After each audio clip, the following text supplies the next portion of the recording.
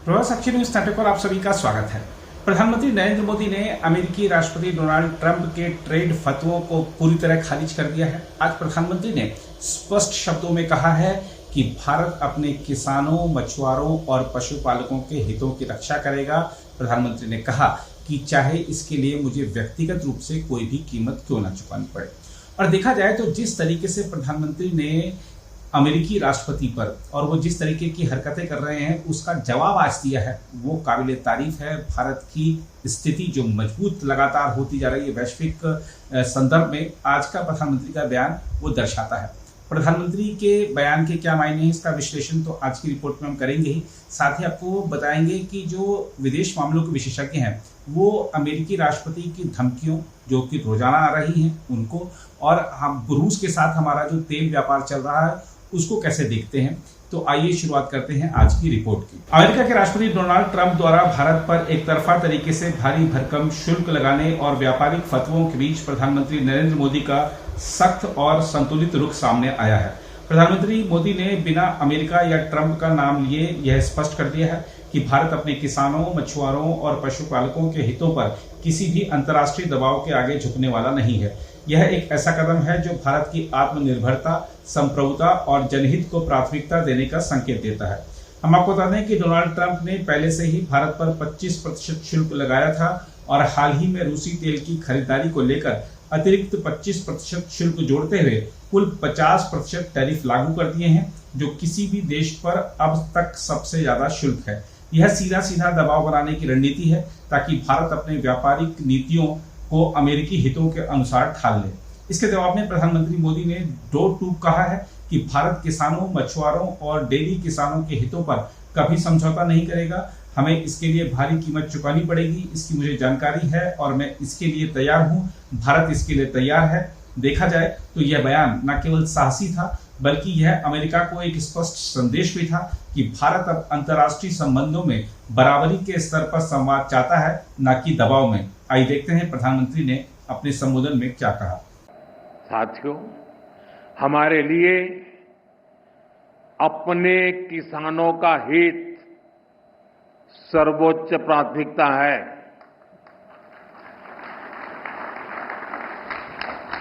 भारत अपने किसानों के, पशुपालकों के और मछुआरे भाई बहनों के हितों के साथ कभी भी समझौता नहीं करेगा।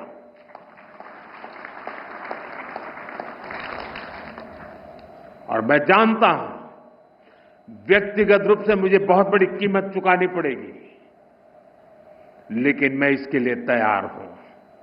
मेरे देश के किसानों के लिए, मेरे देश के मछुआरों के लिए, मेरे देश के पशुपालकों के लिए आज भारत तैयार है।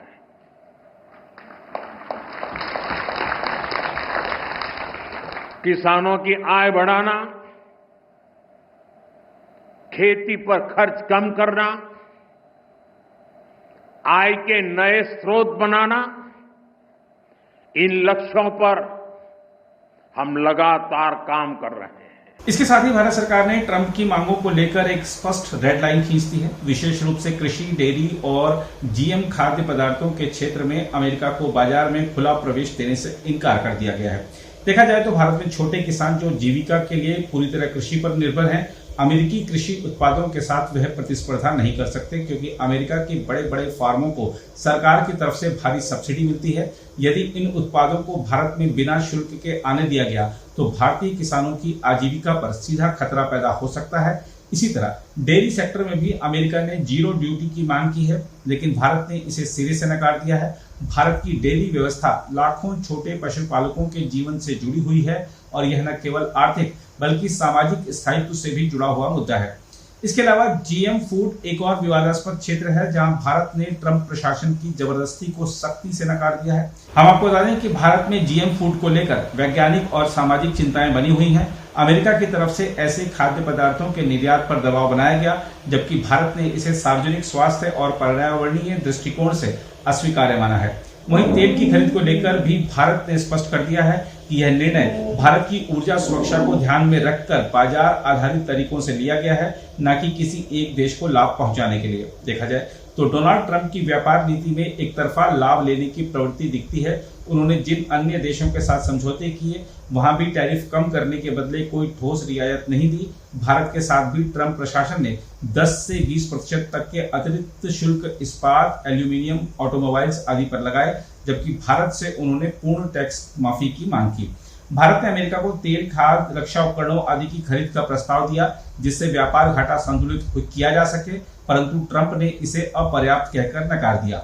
जहां तक प्रधानमंत्री मोदी के बयान की बात है तो उनका यह रुख केवल एक कूटनीतिक बयान नहीं है, बल्कि यह भारत की आर्थिक स्वतंत्रता, कृषि आधारित समाज की सुरक्षा और रणनीतिक दृष्टिकोण की रक्षा का एक मजबूत संकेत है। ट्रंप को समझना होगा कि भारत अब वैश्विक मंच पर केवल एक उपभोक्ता बाजार नहीं, बल्कि एक आत्मनिर्भर, आत्मसम्मान से युक्त राष्ट्र के रूप में खड़ा है। डोनाल्ड ट्रंप की व्यापारिक धमकियों को प्रधानमंत्री मोदी ने जिस तरह सिरे से नकारते हुए अपने देश के किसानों, मछुआरों और पशुपालकों के हितों की रक्षा की है, वह न केवल अमेरिका के लिए बड़ा झटका है, बल्कि यह भारत की सशक्त विदेश नीति की एक मिसाल भी बन गया है। बहरहाल प्रधानमंत्री मोदी ने ट्रंप की व्यापारिक धमकियों के आगे न झुकते हुए भारत के किसानों, मछुआरों और पशुपालकों के हितों की रक्षा का संकल्प ले लिया है। यह रुख भारत के आत्मसम्मान और राष्ट्रीय हितों की रक्षा का स्पष्ट प्रमाण है, जो अमेरिका सहित पूरी दुनिया को भारत की नई कूटनीतिक शैली का संदेश देता है। साथ ही प्रधानमंत्री का स्पष्ट बयान यह भी दर्शाता है कि भारत संवाद में विश्वास रखता है। अगर कोई धमकी या फतवा देगा तो भारत करारा जवाब देगा। खैर, आइए देखते हैं विदेश मामलों के विशेषज्ञ सुभाष गोयल इस पूरे मुद्दे को कैसे देख रहे हैं। नहीं, देखिए, भारत के जो रूस के साथ रिलेशनशिप हैं वो बहुत पुराने रिलेशनशिप हैं और रूस एक ट्रस्टेड दोस्त है हमारा। और अगर हम ऑयल रूस से इंपोर्ट कर रहे हैं तो उसका कारण यही है कि हमें अपनी ऑयल सिक्योरिटी देखनी है, और हमारे एग्रीकल्चर सेक्टर में भी और ट्रांसपोर्ट सेक्टर में भी। और ये नहीं कि हम सिर्फ रूस से ही कर रहे हैं, हम दुनिया में जहाँ जहाँ तेल सस्ता मिल रहा है 10-15 कंट्रीज से कर रहे हैं। और यूरोपियन यूनियन भी रूस से कर रही है और काफ़ी ज़्यादा तादाद में कर रही है, पर सैंक्शंस जो है वो सारे भारत पे लगाए जा रहे हैं। तो ये मेरे ख्याल में कुछ समझ नहीं आ रहा कि क्या स्ट्रेटजी है, पर इससे हमारे एक्सपोर्ट्स को बहुत बुरा नुकसान पड़ेगा। हमारे $100 बिलियन से ज़्यादा की एक्सपोर्ट है और कम से कम $30-40 बिलियन हमारा एक्सपोर्ट कम हो जाएगा। और जो सेक्टर्स हैं जैसे इलेक्ट्रॉनिक्स है या फिर हमारे स्टील में पहले ही 50% है, तो उस पर इतना ज़्यादा असर नहीं पड़ेगा। या फिर फार्मास्यूटिकल्स पे अगर वो एग्जाम कर रहे हैं तो उस पर भी खास असर नहीं पड़ेगा। पर फिर भी जो और हमारी नेबरिंग कंट्रीज़ हैं जैसे बांग्लादेश है, श्रीलंका है, वियतनाम है, यहाँ से कम टैरिफ्स है। सिंगापुर का भी 10% टैरिफ है। तो या तो हमारे एक्सपोर्टर्स को वहाँ के थ्रू रूट करने पड़ेंगे, और दूसरा क्या नाम, हम हमारे से ज़्यादा जो अमेरिकन इंडस्ट्री है, अमेरिकन कंज्यूमर है, उनका ज़्यादा नुकसान होगा। क्योंकि देखिए, आज दवाइयाँ हैं और चीज़ें हैं जो कि काफ़ी इंडस्ट्री इंडियन गुड्स पे डिपेंड करती है। हमारी सॉफ्टवेयर इंडस्ट्री, उनकी सारी जो टेक्नोलॉजी है, इस टाइम 30-50% इंडियन ओरिजिन के लोग हैं, जो कि चाहे माइक्रोसॉफ्ट है, चाहे गूगल है, चाहे एप्पल है, चाहे जितनी भी बड़ी बड़ी कंपनीज हैं, इनके काफ़ी सॉफ्टवेयर डेवलपमेंट और मैन्युफैक्चरिंग यूनिट्स भारत में लगे हुए हैं। तो इससे क्या होगा कि अमेरिका भारत को रूस और चीन की तरफ पुश कर रहा है, क्योंकि अभी एशिया पैसिफिक में इंडिया एक अमेरिका का पार्टनर था, जो कि एक बैलेंस था। जो एशिया पैसिफिक में चाइना का अपना इन्फ्लुएंस बढ़ा रहा है, तो इंडिया उसको काउंटर कर रहा था। तो जो इतने सालों से अमेरिकन डिप्लोमेसी ने इंडिया के साथ रिलेशंस बढ़ाए हैं, जॉइंट मिलिट्री एक्सरसाइजेज हुई हैं, तो वो सारी चीज़ें बैक बर्नर पे चली जाएंगी। और मुझे लगता है कि अमेरिकन कंज्यूमर प्रोटेस्ट करना शुरू करेगा, क्योंकि देखिए अब जो टूरिस्ट है अमेरिका में, पहले कनाडा का टूरिस्ट आता था, पहले इन्होंने कनाडा को अपसेट करा तो कनाडा का टूरिस्ट आना बंद हो गया। यूरोप को काफ़ी अपसेट करा, यूरोपियन यूनियन से टूरिस्ट आना बंद हो गया। और अमेरिका की, यूरोप की वैसे भी यूक्रेन वॉर की वजह से कंडीशन थोड़ी खस्ता है, तो टूरिस्ट इंडिया से भी आना बंद हो जाएगा, क्योंकि इंडिया का वीज़ा ही वैसे 1 साल तक की वेटिंग है और इंडियन टूरिस्ट भी अब वहाँ जाएगा, क्योंकि बिजनेसमैन जो है वो टूरिज़्म और बिजनेस कंबाइन करता है।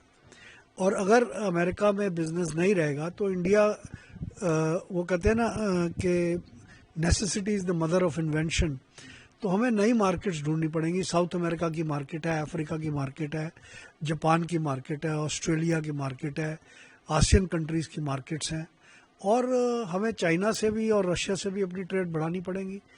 तो यूके से अभी हमने एक FTA favourable trade agreement sign करा है।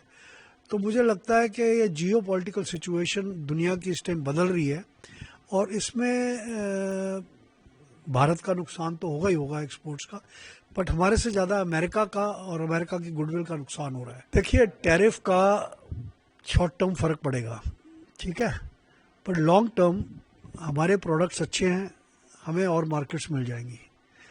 और दुनिया में 200 से ऊपर कंट्रीज़ हैं, अमेरिका एक ही कंट्री है। ठीक है, अमेरिका की इकोनॉमी हमारा लार्जेस्ट इंपोर्टर है, पर इसका ये मतलब नहीं कि हम कंप्लीटली डिपेंडेंट रहेंगे अमेरिका के ऊपर। अमेरिका अपने पैर पे कुल्हाड़ी मार रहा है, बिकॉज अमेरिका का जो इन्फ्लुएंस है वर्ल्ड में, वो टैरिफ से वो अपना इन्फ्लुएंस धीरे धीरे कम करता जा रहा है। नहीं, रिटेलिएशन में हम भी टैरिफ्स लगा देंगे अमेरिकन प्रोडक्ट्स के ऊपर, तो ये एक ट्रेड वॉर पूरी दुनिया में शुरू कर रहे हैं टैरिफ ट्रम्प साहब, और ये दुनिया की इंटरनेशनल ट्रेड के लिए और पीस के लिए ठीक नहीं है। तो मैं तो भगवान से प्रार्थना करता हूँ कि गुड सेंस विल प्रिवेल, और अभी अमेरिका की एक डेलीगेशन भी आने वाली है ट्रेड नेगोशिएशंस के लिए, और मुझे उम्मीद है कि उन ट्रेड नेगोशिएशंस में कुछ म्यूचुअली बेनिफिशियल टैरिफ्स पे फैसला होगा। अगर आप भी लेना चाहते हैं देश दुनिया की तमाम जानकारी तो आज ही सब्सक्राइब करें हमारे चैनल को। साथ ही नीचे दिए बेल आइकन को जरूर दबाएं ताकि हर अपडेट आप तक पहुंच सके।